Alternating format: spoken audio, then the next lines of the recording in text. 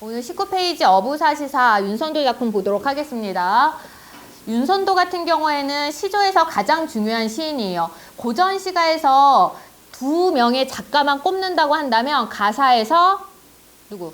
정철, 가사의 정철, 그리고 시조의 윤선도, 이 두 명이거든요. 두 명은 영순이에요. 영순이. 수능에 너무 많이 출제되어서 뭐 더 이상 중요하다고 말할 필요도 없을 정도로 너네가 당연히 알아주어야 하는 작가입니다.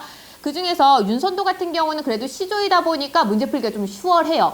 가사는 해석하는 데에서 어려움이 많잖아. 근데 시조는 가사보다는 좀 더 짧게 표현이 되고 있고 반복되는 패턴이 좀 더 많기 때문에 해석하는 데 크게 어려움은 없습니다. 어부사시사도 여러 번 출제가 됐는데 얘는 앞으로도 출제 가능성이 굉장히 많아. 이유가 뭐 때문이냐면 얘는 연시조인데 총 몇 수? 40수예요. 40수의 연시조이기 때문에 어떤 교과서나 어떤 문제집에서도 전문이 수록된 적이 단 한 번도 없어요. 얘 같은 경우에는 중요하게 나오는 연 한두 개에다가 항상 처음 보는 것 같은 나머지 연들을 결합시켜서 한 5개 정도 발췌한 다음에 출제가 되거든요. 그래서 나 같은 경우도 전공을 했으니까 처음부터 끝까지 한 번 본 적이 있고 대학교 때 처음부터 끝까지 한 번 봤고요. 아직까지도 뭐 다른 자료나 이런 데에서 전문이 나온 걸 한 번도 본 적이 없습니다. 그런데 크게 어렵지는 않아요. 시조이다 보니까. 해석하는 패턴만 좀 잘 봐주시면 되고요. 그리고 표현상의 특징 주의 깊게 찾아주시기 바랍니다. 제목 보니까 어부사시사야. 어부의 삶을 노래하는 거니까 조선 시기 양반이 쓴 작품들의 특징이 자연 얘기거나 혹은 유교적 충의사상 얘기거나 둘 중 하나였어요. 어부라고 되어 있으니까 이건 뭐 얘기야? 자연에서 사는 삶을 얘기를 하겠죠? 그리고 사시사라고 되어 있어요. 사시는 뭘 얘기해요? 사시는 뭐야? 사계절을 얘기하는 거죠. 그래서 사시라는 걸 통해서 이거 뭐에 따른 시상전개구나 확인 가능해. 계절의 흐름에 따른 시상전개, 시간의 흐름에 따른 시상전개라는 것까지 확인 가능합니다. 자연에서 즐기는 삶을 시간의 흐름에 따라서 노래했구나라는 거 제목에서부터 우선 확인 가능해요. 그 다음 작품으로 들어가게 되면은 이거 딱 처음 보자마자 시조라는 걸 눈치를 채면 좋겠는데 눈치채기 보통 힘들어하는 학생들도 있거든요. 왜냐하면 시조는 초장, 중장, 종장 이렇게 3장으로 되어 있어야 되는데 얘는 한 년이 몇 장으로 되어 있어? 하나, 둘, 셋, 넷, 5개로 되어 있어요. 5줄로 되어 있단 말이야. 뭘까 하고 보면은 반복되는 것들이 나타나요. 초장과 중장 사이에 후렴구, 그리고 중장과 종장 사이에 후렴구가 있습니다. 그래서 후렴구를 제외하면 초장, 중장, 종장의 3장에다 6구 45자 내외라는 시조의 패턴, 정형화된 그런 평시조의 패턴 그대로 유지가 되고 있습니다. 후렴구가 있다는 게 굉장히 독특한 특징이에요. 다른 시조 작품에서는 볼 수 없는 특징이기도 하죠.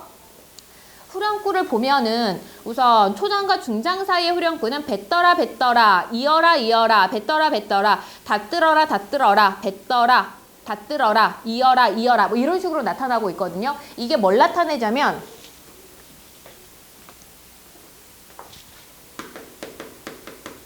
초장에서 중장 사이의 후렴구는 뭘 나타내냐면 출항에서 귀항까지의 상황을 제시해주고 있어요. 어부의 삶이니까 고기 잡으러 나가야 될 거 아니야. 고기 잡으러 나갈 때 제일 먼저 어떻게 해요? 배를 띄워. 그래서 춘사일. 이거 얘기도 해야 되나? 춘하추동 총 40수라 그랬죠, 내가. 춘의 10수, 하의 10수, 추의 10수, 동의 10수 이렇게 되거든요. 각 계절마다 10개의 연식이 배분이 되어 있는데 이 10개의 연에서 보면은 제일 먼저 일수에서는 배를 띄우는 걸로 시작을 해요. 그래서 춘사일에서도 뭐야? 뱉더라죠. 하사일에서도 뭐예요? 뱉더라. 이런 식으로 되거든요. 수사일에서도 뱉더라. 동사일은 발췌가 안 됐지만 동사일에서도 뭐겠어? 뱉더라가 들어가 있을 거야. 배를 띄운 다음에 뭐 해야 돼요? 배를 띄운 다음에 닷을 들어야 돼요. 닷을. 그래서 이수에서는 닷들어라야. 닷들어. 삼수에서는 뭐? 삼수에서는 뭐 돛을 피고 그 다음에 출발을 하자. 그 다음에 중간 부분에서는 계속 뭐 해야 돼? 노를 저어야 돼요. 노저어라가 이어라 이어라예요. 노저어라 노저어라 그렇게 나오고 그 다음에 쭉 한 다음에 한 7수, 8수, 9수, 10수 이렇게 됐을 때는 얘부터는 뭐냐면 이제 배를 대야겠지. 그래서 배 대라, 단 내려라, 그 다음에 뭐 배 메어라 이런 식으로 가게 됩니다. 그래서 전부 다 출항에서부터 귀항까지의 과정이 1수부터 10수까지 연결이 되고 있어요. 그 다음 중장과 종장 사이에 중장에서 종장 사이의 후렴구는 뭘 나타내냐면 지국청 어사와라고 되어 있죠. 이게 뭐냐면 찌그덩 어여차 이런 말이거든요. 찌그덩 어여차. 찌그덩은 배를 타면 옛날에는 배 뭘로 만들었어? 나무로 만들었죠. 그러니까 삐걱삐걱 소리가 나잖아요. 배가 움직일 때 그 삐걱삐걱 소리, 찌그덩 소리를 음차한 거예요. 음차 같은 경우는 향찰하면서 다 들은 거죠. 한자의 음을 빌려다가 그대로 흉내낸 거야. 음차했어요. 그리고 어여차는 어사와가 어여차예요. 어사와, 어여차. 그렇게 보면은 지국청 어사와는 뭘 나타낸 거야?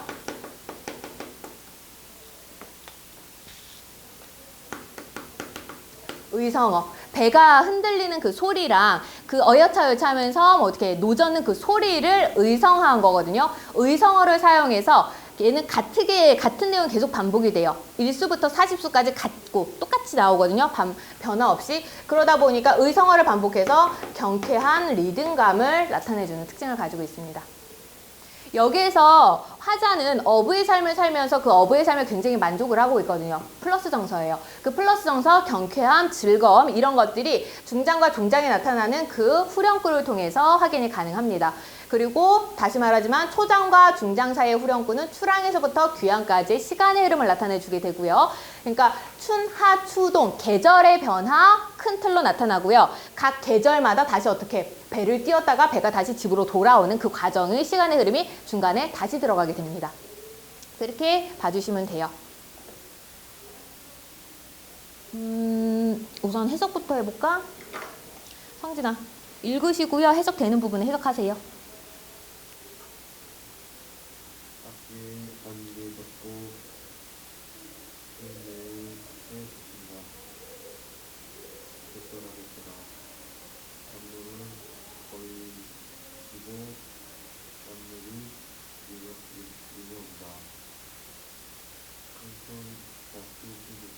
후렴구 빼도 상관없어요.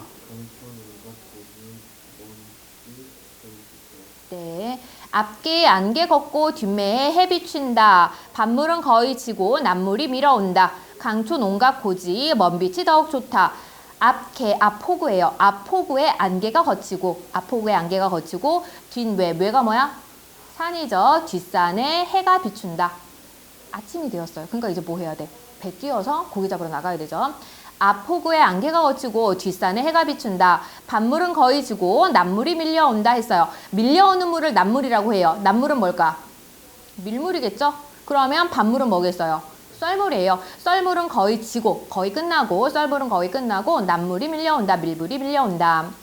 강촌 온갖 고지 먼 빛이 더욱 좋다. 강촌의 온갖 강촌 온갖 꽃이 먼 빛이 멀리서 보는 그 빛이 더욱 좋구나. 계속하세요.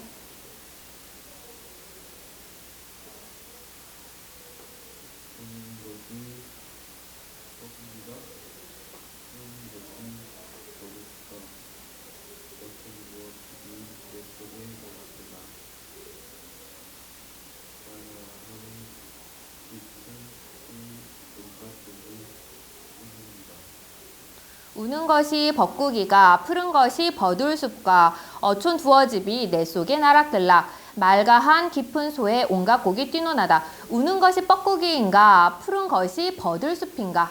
우는 것이 뻐꾸기인가 푸른 것이 버들숲인가.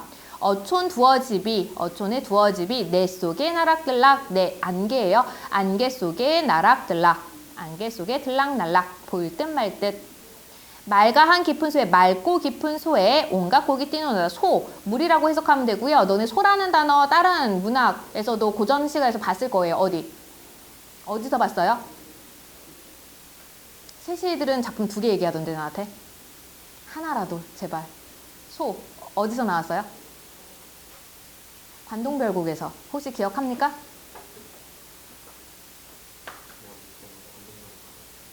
같았어요. 어느 구절인지 못 찾으면 소용없어요. 어디? 활용소 되어세라. 활용소. 부분 기억해요 혹시? 기억을 못해요. 음의 이온풀을 다 살려내야 살아. 그늘진 벼랑에서 시든풀을 다 살려내려무나 하면서 활용소를 얘기를 하잖아요. 활용소가 바위 위에 물이 계속 흘러가니까 물길이 구불구불 나서 마치 뭐 같아? 용처럼 보인다 그래서 활용소라고 얘기를 하고요. 거기에서 소라는 단어 한번 들었을 거예요. 그 다음에 또 하나. 고려가요에서 만전춘별사 혹시 기억하십니까? 거기에서도 소 나오는데 오라 오라 아련 비오라 여울은 어디 두고 소에 자러 올다 소가 얼면 여울도 좋으니 여울도 좋으니 그 부분에서도 소가 나왔어요. 소는 뭐라고 했어요? 거기서 연못이거든요. 정확하게 소라는 단어는 연못같이 웅덩이에 담긴 물을 소라고 이야기를 하는데 그게 좀 문학작품에서는 확장되어서 나타나서 여기는 사실 바다예요. 바다에서 물고기 잡고 하는 건데 그 바다는 고여있는 물 아니잖아요. 근데도 거기도 소라고 하고 활용소도 이렇게 흐르는 물이거든. 시냇물처럼 흐르는 물인데 거기서도 소라는 단어를 사용을 해요. 그래서 너네는 소라고 나와 있으면 그냥 아 물이라고만 바꿔서 해석해주면 해석하는데 크게 지장은 없습니다. 맑고 깊은 물에 온갖 고기가 뛰노는구나. 맑고 깊은 물에 온갖 고기가 뛰노는다. 그 다음 현민아 네가 읽으세요.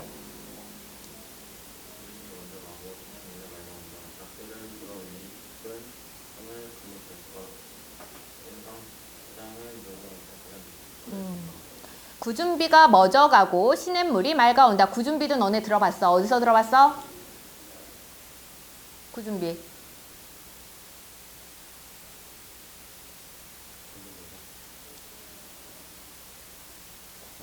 저기요.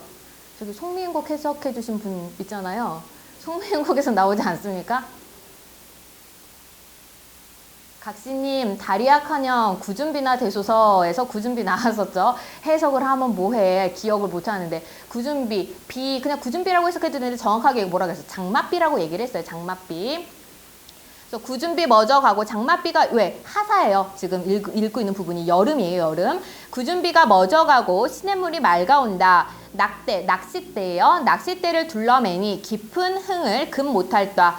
낚싯대를 둘러매니 깊은 흥을 금하지 못하겠구나. 낚싯대를 둘러매니 깊은 흥을 금하지 못하겠구나. 연간 첩장은 뉘라서 그려낸고 연강 안개가 끼인 강을 얘기해요. 안개가 끼인 강, 첩장, 첩첩이 쌓여있는 그런 산은 누가 그려냈는고.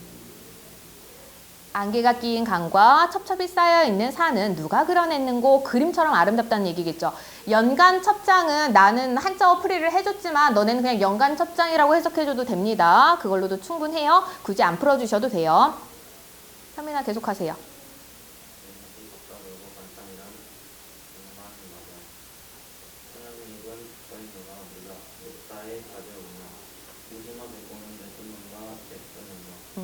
연잎에 밥 싸두고 반찬을 한 장만 마라. 밥만 있으면 돼. 반찬은 없어도 돼. 연잎에다 밥을 싸두고 반찬은 장만하지 말아라. 청양잎은 써있노라. 청양잎 삿갓이에요. 삿갓은 내가 이미 쓰고 있노라. 녹사이 가져오냐. 녹사이 가져오노라. 녹사이는요. 풀을 엮어서 만든 그 비옷을 얘기를 하는 거거든요. 눈 올 때나 비 올 때나 그렇게 입는 건데 너네 아마 본 적 있을 거야. 이 사람이 지금 삿갓을 쓰고 있어. 얼굴 이 정도 보일 테고. 뭔지 알겠지? 이거 녹사이예요. 뭔지 모르겠어요?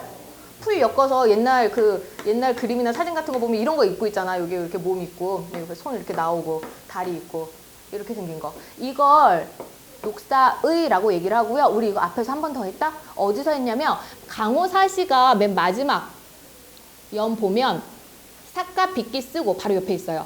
삿갓 빗기 쓰고 누역으로 옷을 삼아. 바로 직전에 했던 작품이야. 강호사시가. 삿갓 빗기 쓰고 누역으로 옷을 삼아. 이걸 뭐라고 해야 돼? 누역이라고도 이야기를 하고요. 여기에 있는 것처럼 뭐라고도 이야기를 해요? 뭐래요? 녹사의.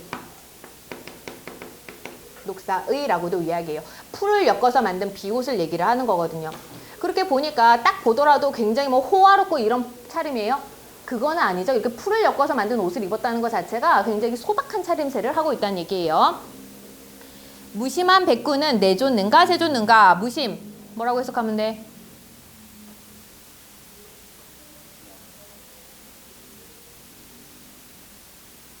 뭐라고 해석할래요?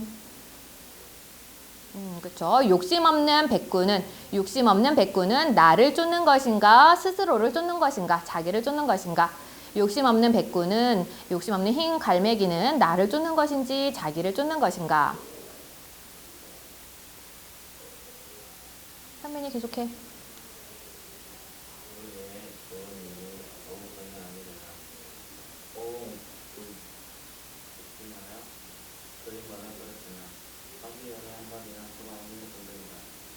물에 좋은 일이 어부생에 아니러냐. 어웅 웃지 마라. 그림마다 그렸더라. 사시 흥이 한 가지나 추강이 으뜸이라. 물 외 세상 밖에 세상 밖에 좋은 일이 세상 밖에 좋은 일이 어부의 삶이 아니겠느냐. 이 세상에 태어나서 그 좋은 일이 바로 어부의 삶이 아니겠느냐. 물 외에 좋은 일이 세상 밖에 좋은 일이 어부의 삶이 아니겠느냐. 어웅 웃지 마라. 어웅 어부를 보고 웃지 말아라. 어부를 보고 웃지 말아라. 비웃지 말아라. 그림마다 그렸더라. 그림마다 어부가 그려져 있더라. 이게 뭐 얘기하는 거냐면요. 옛날에 남자들이 기거하던 그런 사랑방 같은 데 보면은 우선 병풍 같은 거 쳐져 있고 병풍에 그림 있는 경우 되게 많았죠. 아니면 족자로 그림을 그려서 벽에 거는 경우도 많았는데 거기에 보면은 보통 어떤 그림들이 있는지 생각이 날까요? 본 적이 있으려나? 사극 같은 데서.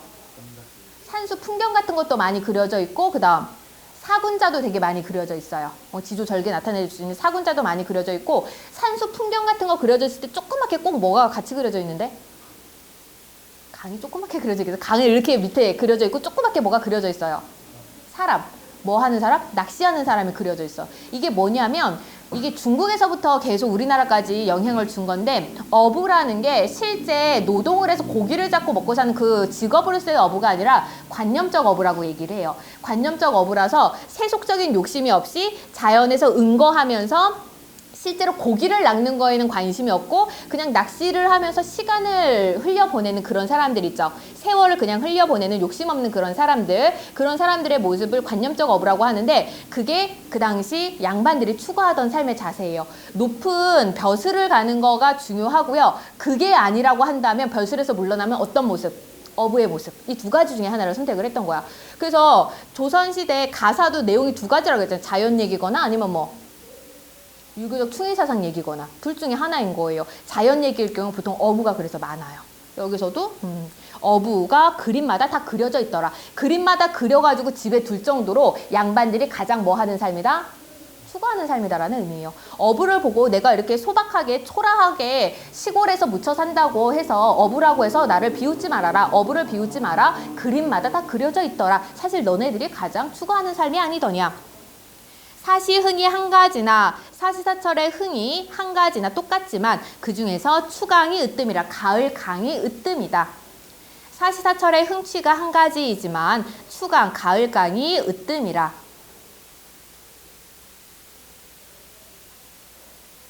현민아.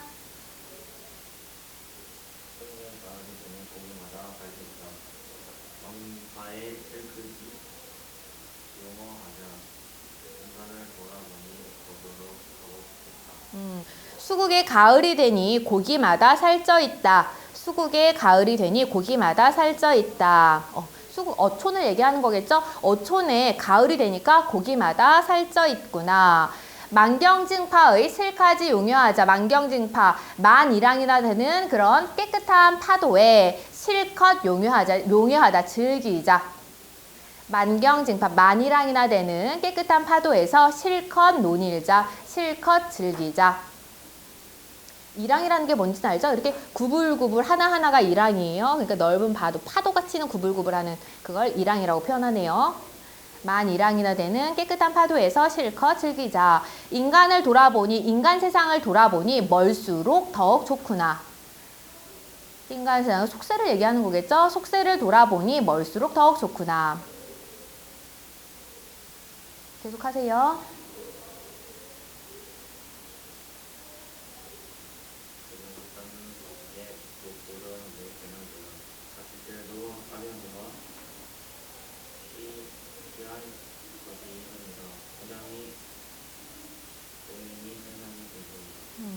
기러기가 떠있는 밖에, 기러기 떴는 밖에 못 보던 왜 보이는구나. 기러기가 떠있는 밖에 못 보던 왜가 뭐예요?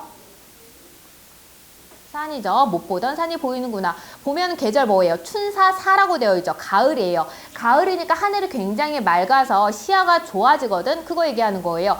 기러기 떠있는 밖에 그동안 못 보이던 산까지 다 보이는구나. 낚시질도 하려니와 취한 것이 이흥이라. 낚시질도 하려니와 취한 것이 이흥이라. 흥에 취해 있구나. 낚시질보다도 그 자연의 풍류에 내가 취해 있구나. 석양이 배이니 천산이 금수이로다. 석양이 배니 이거는 비추니. 석양이 비추니 천산이 금수. 금수가 뭐예요? 비단이죠. 천산이 비단이로다.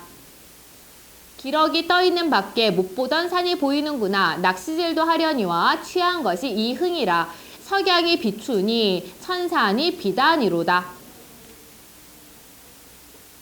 계속하시고요.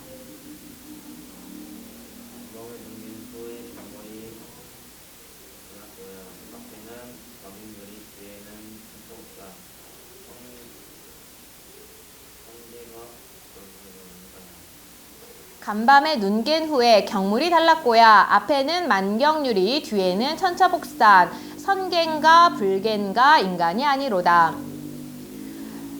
지금 동사죠. 이거는 겨울이네요. 간밤에 눈이 갠 후에 경물, 풍경이 달라졌구나. 풍경이 달라졌구나. 어떻게 달라졌냐면 앞에는 만경유리, 만이랑이나 되는 유리, 뒤쪽으로는 천차복산, 첩첩이 쌓여있는 옥빛산. 앞에는 만이랑이나 되는 유리, 뒤에는 첩첩이 쌓여있는 옥빛산. 선계인가, 신선의 세계인가, 아니면 불계인가, 부처의 세계인가, 그은지는 모르겠지만 어쨌든 인간이 아니로다. 인간 세상은 아닌 것 같거나 인간 세상이 아니고 무슨 비현실적일 정도로 아름답구나 라는 의미로 사용을 하고 있네요. 지금 현대어 풀이는 다 했으니까 이제 뭐 해야 돼? 표현상의 특징 찾아주세요. 표현상의 특징 찾아주시고요. 상징적 시어 의미라든가 이런 것도 파악할 수 있으면 다 파악해주세요. 5분 주겠습니다.